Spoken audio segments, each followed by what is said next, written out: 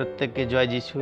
আজকের আমাদের পুনরুত্থান দিন, যে দিনে প্রভু যিশু তিনি পুনরুত্থিত হয়েছেন, আর আমরা সবাই ইস্টার হিসাবে এটাকে পালন করি। কিন্তু প্রত্যেক রবিবারে আমাদের যিশুর পুনরুত্থানকে আমরা স্মরণ করি, যে যিশু আমাদের পাপের জন্য মৃত্যুবরণ করেছেন এবং কবরস্থ হয়েছেন এবং 3 দিন পরে পুনরুত্থিত হয়েছেন। এই পুনরুত্থানের বিষয়ে আমি একটুখানি আলোকপাত করতে চাই। সেটা হচ্ছে আপনারা যদি ভালো করে খেয়াল করেন তাহলে দেখবেন যে যখন বাইবেলে লেখা রয়েছে যে আমরাও যখন পুনরুত্থিত হব, এক রূপান্তরিত দেহ প্রভু আমাদেরকে দেবেন এবং সেই রূপান্তরিত দেহ নিয়ে আমরা দরজা বন্ধ, সেখানে প্রভু যিশু তিনি ঢুকেছেন, আমরাও ঠিক একইভাবে ঢুকতে পারবো। এবং এই পুনরুত্থিত দেহতে সাধারণত কোনো ক্ষত চিহ্ন থাকার কথা নয়। কিন্তু যদি আমরা খেয়াল করি যে প্রভু যিশু তিনি পুনরুত্থানের পর যখন শিষ্যদের কাছে তিনি দেখা দিলেন, আর যিশু শিষ্যদেরকে তিনি দেখালেন তার ক্ষতচিহ্ন, তার হাতে পেরেকের ক্ষতচিহ্ন, পায়ে পেরেকের ক্ষতচিহ্ন এবং কুক্ষিদের দেখালেন, তাহলে প্রভু যিশু কেন আজও তিনি ওই ক্ষতচিহ্ন বহন করে বেড়াচ্ছেন?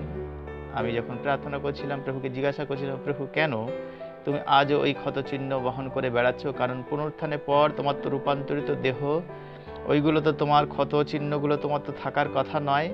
কিন্তু যখন প্রার্থনা করছিলাম তখন আমার মনে হচ্ছিল ঈশ্বরের আত্মা আমায় বলছিলেন, এবং সেটা হচ্ছে এই যে প্রভু যিশু কেন তিনি আজও তার সেই হাতে, পায়ে এবং কক্ষি দেশে এবং সারা দেহে, মাথায় ওই ক্ষতচিহ্ন বয়ে বেড়াচ্ছেন। তার কারণ হচ্ছে আমরা যখন স্বর্গে যাব তখন আমরা যিশুকে চিনব কি করে?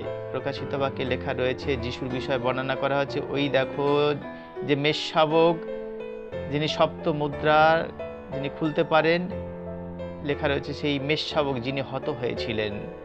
অর্থাৎ যিশু এত সাধারণ, সেই প্রাচীনদের মধ্যে তিনি বসে রয়েছেন, তাকে চেনার উপায় নেই, কারণ তিনি অত্যন্ত সাধারণভাবে জীবনযাপন করেছেন এবং সাধারণের মধ্যে তিনি মিশে গেছেন।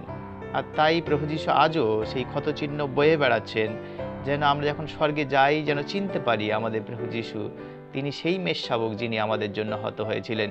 এবং আরেকটি আনন্দের বিষয়, আমি যখন চিন্তা করছিলাম আর ভাবছিলাম যে প্রভু যিশু যখন আমরা যাব তোমার কাছে স্বর্গে গিয়ে বলবো, প্রভু যে আমার মনে হচ্ছিল যে প্রভু তোমার জামাটা খোলো, আমি দেখব যে আজও তুমি সেই ক্ষতচিহ্ন তাহার শরীরে, যদি আমরা বলি প্রভু তোমার জামাটা খোলো, তাহলে দেখব যে আজও প্রভু যিশু তার সেই সারা গায়ে সেই চাবুকের ক্ষতচিহ্ন তিনি বয়ে বেড়াচ্ছেন। এটাই প্রমাণ করে যে প্রভু আমাদেরকে দেখাতে চান যে তিনি আমাদেরকে কত ভালোবাসেন। আর আমরা যখন যাব তিনি আমাদের নেত্র জল মুছিয়ে দেবেন, বাইবেলে লেখা রয়েছে।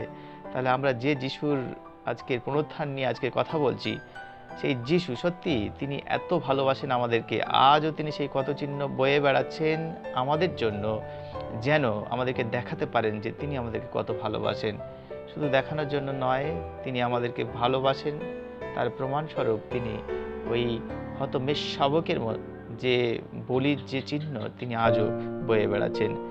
আসুন আমরা সেই পবিত্র যিশুর পুনরুত্থানে ভাগী হই। আমাদের আশা, ভরসা এবং প্রত্যাশা যে প্রভু যিশুর মতো একদিন আমরা যিশুকে বিশ্বাস করে তার পবিত্র রক্ত দ্বারা শুচি হয়েছি, পবিত্রকৃত হয়েছি, আমরাও একদিন তার মতো পুনরুত্থিত হবে। এই আশা প্রত্যাশা আমাদের প্রত্যেকটি খ্রিস্টীয় বিশ্বাসীর জীবনে হোক। ঈশ্বরের বাক্যে আশীর্বাদ করুক। আমেন।